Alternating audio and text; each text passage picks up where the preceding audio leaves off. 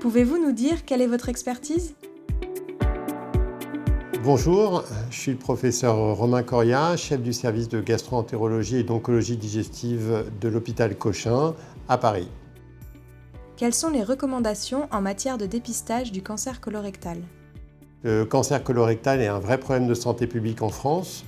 On est actuellement à 48 000 nouveaux cas de cancer du côlon et du rectum diagnostiqués tous les ans, sachant que plus d'un quart de ces patients sont diagnostiqués à un stade très tardif et donc à un stade métastatique où les chances de guérison sont beaucoup plus faibles. Pour cette raison, il y a une campagne de dépistage qui est faite au niveau national qui permet d'identifier les patients qui sont plus à risque de développer un cancer colorectal. Cette campagne de dépistage est dédiée à tous les hommes, femmes, asymptomatiques de 50 à 74 ans, sans facteur de prédisposition particulière. Ces patients sont asymptomatiques et sont donc invités par la Sécurité sociale à réaliser des tests tous les 2 ans de recherche de sang dans les selles. Ces tests sont efficaces parce que lorsqu'une recherche de sang dans les selles est identifiée, elle justifie de faire une coloscopie à ces patients. Cela concerne les patients qui n'ont pas de prédisposition génétique ou familiale ou personnelle en faveur d'un cancer colorectal métastatique. Comment gérez-vous le suivi d'un patient à risque? Il existe des patients qui en effet ont un surrisque de cancer du côlon et du rectum et ces patients-là doivent être dépistés de façon beaucoup plus rapprochée et de façon systématique par coloscopie.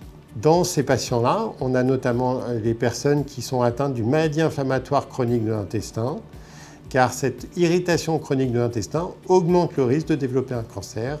Et ce sont des patients qui ont régulièrement, de façon annuelle ou biennale, une coloscopie.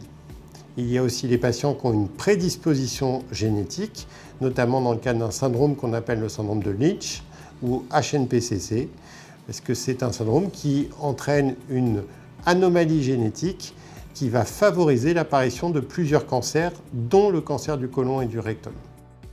Quel message souhaitez-vous délivrer aux patients?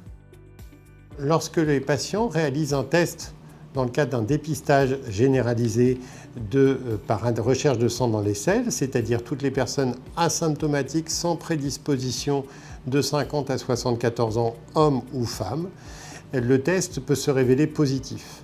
Si le test se révèle positif, il est indiqué de réaliser une coloscopie de façon systématique dans de bonnes conditions avec une bonne préparation. Il n'y a pas de seuil prédéfini en termes de positivité du test. Il faut qu'un des prélèvements, il y a 3 prélèvements réalisés dans le test, un des prélèvements soit positif pour justifier d'une coloscopie chez le patient. Lorsque le test est négatif, en revanche, il est justifié de le réaliser tous les 2 ans, car l'efficacité du test passe par le fait que justement le test soit réalisé tous les 2 ans. Si ce n'est pas le cas, l'efficacité globale de la campagne de dépistage n'est pas bonne.